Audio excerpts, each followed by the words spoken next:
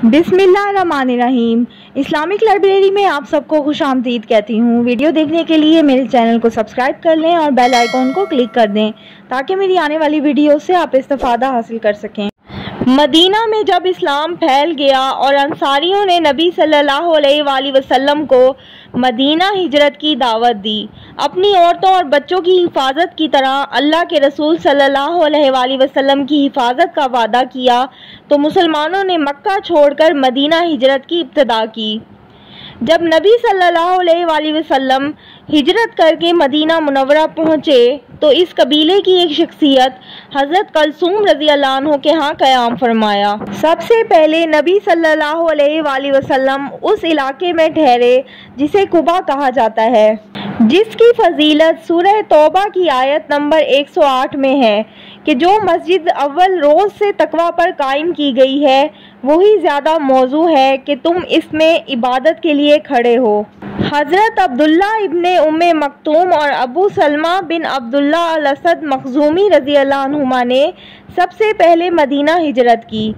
रवायतों में आता है कि सबसे पहले अबू सलमा बिन अब्दुल्ला अल असद ही के दाहिने हाथ में उनका नामा अमाल दिया जाएगा। इसके बरक्स उनके भाई असवद बिन अब्दुल असद को सबसे पहले उनके बाएं हाथ में उनका नामा अमाल दिया जाएगा।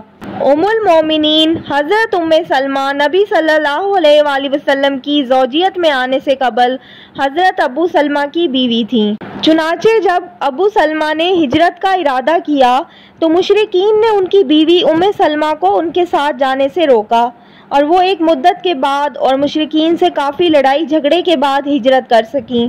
हज़रत अबू सलमा अलसुब और आमिर बिन रबिया शाम के वक्त मदीना मुनव्वरा पहुँचे। उनके बाद हज़रत मसअब बिन उमैर रज़ी अल्लाह अन्हु अंसारे मदीना को दीन की तालीम देने की गर्ज से मदीना तशरीफ़ लाए, क्योंकि अंसारे मदीना को ये नापसंद था कि उनका इमाम उस्ताद उन्हीं में से हो। लिहाजा उन्होंने नबी सल्लल्लाहु अलैहि वसल्लम से इस सिलसिले में दरख्वास्त की और हज़रत मसअब बिन उमैर मदीना तशरीफ़ लाए। उनके बाद तमाम सहाबा कराम ने मदीना हिजरत शुरू की, यहाँ तक कि अल्लाह के रसूल सल्लल्लाहु अलैहि वसल्लम के साथ हज़रत अली रज़ी अल्लाह अन्हु और हज़रत अबू बकर रज़ी अल्लाह अन्हुमा के अलावा मक्का में कोई और सहाबी बाकी ना बचा। जो शख्स भी हिजरत करके मदीने आता वो कुबा के इलाके में बनी उमरू बिन औफ के यहाँ क़याम करता। औस उनकी आबादी मस्जिद कुबा के करीब थी, जो मस्जिद नबवी शरीफ से 32 किलोमीटर के फासले पर थी। इस कबीले की तारीफ में सूरह तौबा की आयत नंबर 108 में इरशाद होता है, इसमें ऐसे लोग हैं जो पाक रहना पसंद करते हैं और अल्लाह पाकीज़गी इख्तियार करने वालों को ही पसंद करता है। हज़रत अबू लबाबा रज़ी अल्लाह अन्हु का ताल्लुक इसी कबीले से था। नबी अकरम सल्लल्लाहु अलैहि वसल्लम ने बाज़ ग़ज़वात में उन्हें मदीने का अमीर मुकर्रर किया। जब बन्नू कुरैज़ा यहूदियों की गद्दारी के सबब हुज़ूर सल्लल्लाहु अलैहि वसल्लम ने उनका मुहासरा किया तो बन्नू कुरैज़ा ने हज़रत अबू लबाबा रज़ी अल्लाह अन्हु से अपने अंजाम की बाबत पूछा तो उन्होंने गले पर उंगली रखकर इशारा किया कि कत्ल किए जाओगे। उन्हें फ़ौरन एहसास हुआ कि उन्होंने ये राज फाश करके अल्लाह और उसके रसूल सल्लल्लाहु अलैहि वसल्लम के साथ खयानत की है, तो कसम खा ली कि अब कुछ ना खाऊंगा, मर जाऊंगा या तौबा कबूल हो जाएगी, और मस्जिद नबवी शरीफ में आके अपने आप को एक सतून से बांध लिया। इस दौरान बेहोश होकर गिर जाते। 9 दिन बाद तौबा कबूल हुई। सूरह अनफाल की आयत नंबर 27 इन्हीं की बाबत नाजिल हुई। मस्जिद नबवी में सतून अबी लबाबा रज़ी अल्लाह अन्हु इसी वाक़े की याद ताज़ा करता है। जब नबी सल्लल्लाहु अलैहि वसल्लम ने मदीना हिजरत की तो अंसारे मदीना ने हथियारों से लैस होकर आपका पुरज़ोर इस्तकबाल किया। आपने कलसूम बिन हदम के यहाँ क़याम किया और जहाँ सहाबा नमाज पढ़ते थे वहीं मस्जिद कुबा की बुनियाद रखी। हज़रत अबू बर्दा असलमी और उनके कबीले बन्नू सहम ने जब इस्लाम कबूल किया तो उन्होंने अपना अमामा अल्लाह के रसूल सल्लल्लाहु अलैहि वसल्लम को दिया ताकि उसका वो झंडा बना लें। चुनाचे अल्लाह के रसूल सल्लल्लाहु अलैहि वसल्लम ने उनके अमामे को बतौर परचम एक लाठी के ऊपर रख दिया। اللہ کے رسول صلی اللہ علیہ وسلم کا یہ سب سے پہلا پرچم تھا۔ جب نبی صلی اللہ علیہ وسلم قباء پہنچے تو انہوں نے مسجد قباء کی موجودہ جگہ کے مغرب میں ایک کھجور کے سائے میں قیام کیا۔ انصار مدینہ حضرت ابو بکر صدیق اور اللہ کے رسول صلی اللہ علیہ وسلم میں تمیز نہیں کر پا رہے تھے، کیونکہ انہوں نے اس سے پہلے اللہ کے رسول صلی اللہ علیہ وسلم کو نہیں دیکھا تھا، مگر جب حضرت ابو بکر نے اپنی چادر سے اللہ کے رسول صلی اللہ علیہ وسلم پر سایہ کرنے لگے، تب انصار مدینہ نے دونوں صاحبان میں تمیز کی۔ پھر آپ کلثوم بن ہدم کے گھر منتقل ہو گئے۔ حضرت کلثوم نے اپنے ایک لڑکے کو جس کا نام نجی تھا حکم دیا کہ وہ رت کھجور لے کر آئے، تو آپ نے حضرت ابو بکر سے فرمایا میں کامیاب ہو گیا یا ہم کامیاب ہو گئے؟ چنانچہ وہ لڑکا جرزان نامی رت کھجور ایک خوشہ چن کر لایا۔ نبی صلی اللہ علیہ وسلم نے فرمایا یہ کیا ہے؟ حضرت کلثوم نے عرض کیا جرزان کا خوشہ ہے۔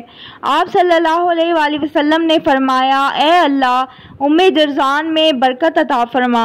نبی صلی اللہ علیہ وسلم حضرت سعد بن خثیمہ کے گھر میں بیٹھا کرتے تھے۔ حضرت سعد ابھی غیر شادی شدہ تھے اور ان کا اور کلثوم بن ہدم کا گھر مسجد قباء کے جنوب میں ساتھ واقع تھا، جہاں آج مدرسہ قباء الابتدائیہ ہے۔ نبی صلی اللہ علیہ وسلم نے کتنے دن قباء کے علاقے میں قیام کیا، اس سلسلے میں اختلاف ہے، مگر آپ وہاں 2 شنبے کے دن پہنچے اور جمعے کے روز وہاں سے مدینہ منورہ کے لیے کوچ کیا۔ آپ نے وہاں مسجد قباء کی تاسیس رکھی، جس کے بارے میں قرآن میں آیا ہے کہ مسجد قباء وہ پہلی مسجد ہے جس کی تاسیس تقوی پر رکھی گئی ہے۔ یہ وہ پہلی مسجد ہے جسے نبی صلی اللہ علیہ وسلم نے بیت المقدس کی طرف رخ کر کے صحابہ کے ساتھ باجماعت نماز ادا کی۔ اس مسجد کی تعمیر میں آپ نے بذات خود پتھروں کو اٹھایا۔ جب صحابہ میں سے کوئی شخص آپ صلی اللہ علیہ وسلم سے پتھر اپنے ہاتھ میں لینا چاہتا تو آپ صلی اللہ علیہ وسلم فرماتے دوسرا پتھر لے لو۔ حضرت جبرائیل علیہ السلام نے آپ کو قبلہ دکھایا اور آپ نے قبلے کے رخ کا تعین کیا۔ مسجد قباء کی فضیلت۔ حضرت محمد صلی اللہ علیہ وسلم نے فرمایا جو شخص اپنے گھر سے وضو کر کے مسجد قباء آ کر نماز ادا کرے تو اسے عمرے کا ثواب ملے گا۔ مسلمانوں اور ان کے حاکموں نے ہر دور میں مسجد قباء کی تعمیر و توسیع کا اہتمام کیا ہے۔ حضرت عمر رضی اللہ عنہ کے بارے میں آتا ہے کہ انہوں نے مسجد قباء کی ترمیم و اصلاح کرائی۔ اس طرح حضرت عثمان بن عفان رضی اللہ عنہ نے بھی اس کی اصلاح کروائی، اس میں توسیع کی اور اس کے محراب کو مسجد نبوی کی طرح قبلے کی طرف آگے بڑھایا، کیونکہ اللہ کے رسول صلی اللہ علیہ وسلم کی زندگی میں جن صحابہ نے قبلے کے رخ کی تعین کا مشاہدہ کیا تھا وہ اس وقت بھی موجود تھے۔ حضرت عمر بن عبدالعزیز رحمہ اللہ جب مدینہ کے گورنر بنائے گئے تو انہوں نے مسجد قباء کی توسیع کرائی اور پہلی بار اس میں اذان دینے کی جگہ بنوائی۔ اس کے بیچ میں شمال کی طرف سے ایک کشادہ میدان بنوایا اور اس کی تزئین و آرائش کا بھی اہتمام کیا۔ سلطان محمود دوم اور اس کے بیٹے عبد المجید کے دور تک مسلسل ہر دور میں مسجد قباء کی توسیع اور ترمیم و اصلاح کا کام ہوتا رہا۔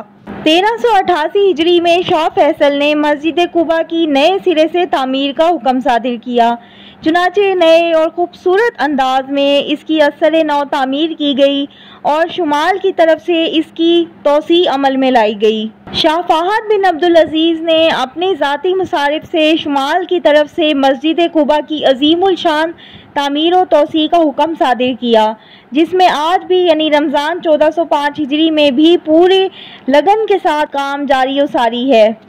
مسجد قباء پہلے مسجد نبوی سے 3 میل دور تھی، لیکن مدینہ منورہ میں آبادی کی کثرت کی وجہ سے قباء کا علاقہ اب مدینہ منورہ کی آبادی کے وسط میں آ گیا ہے۔ اس کے جنوب اور مغرب میں عجیب و غریب شکل میں عمارتوں کی باڑ حائل ہو گئی ہے۔ اس وقت مسجد قباء کے 3 دروازے ہیں، 2 مغرب میں اور ایک شمال کی طرف، جو عورتوں کے لیے خاص ہے۔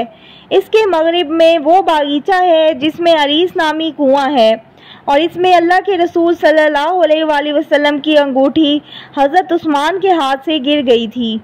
इस पर एक छप्पर डाल दिया गया था। बाद में इस बाग को कार पार्किंग के लिए इस्तेमाल कर लिया गया। मस्जिद कुबा की तामीर हो चुकी है। अल्लाह के रसूल सल्लल्लाहु अलैहि वसल्लम मस्जिद गमामा और मस्जिद उमर होते हुए कुबा जाते थे और मस्जिद बनी ज़रीक के रास्ते से वापस आते थे। मस्जिद बनी ज़रीक बाबुस सलाम से तकरीबन 400 हाथ के फासले पर है। मदीने की ये वो मस्जिद है जहाँ सबसे पहले राफे बिन मालिक ज़रकी ने कुरान मजीद की तिलावत की, क्योंकि जब राफे बिन मालिक ने उक़बा बिन में नबी सल्लल्लाहु अलैहि वसल्लम से मुलाकात की तो आप सल्लल्लाहु अलैहि वसल्लम ने उस रात तक मक्के में नाजिल शुदा तमाम कलाम आपको अता फरमाया। हज़रत राफ़े ग़ज़वा अहद में शहीद हुए और अपनी कौम बनी ज़रीक के महल्ले में दफन किए गए। ये वाक़या शहीद को मकान शहादत में दफन करने के हुक्म से पहले का है। ये थी मेरी आज की वीडियो। उम्मीद करती हूँ आपको वीडियो बहुत पसंद आई होगी। अगर आपको वीडियो अच्छी लगती है तो मेरे चैनल को लाइक करें, सब्सक्राइब करें। अल्लाह हाफिज़।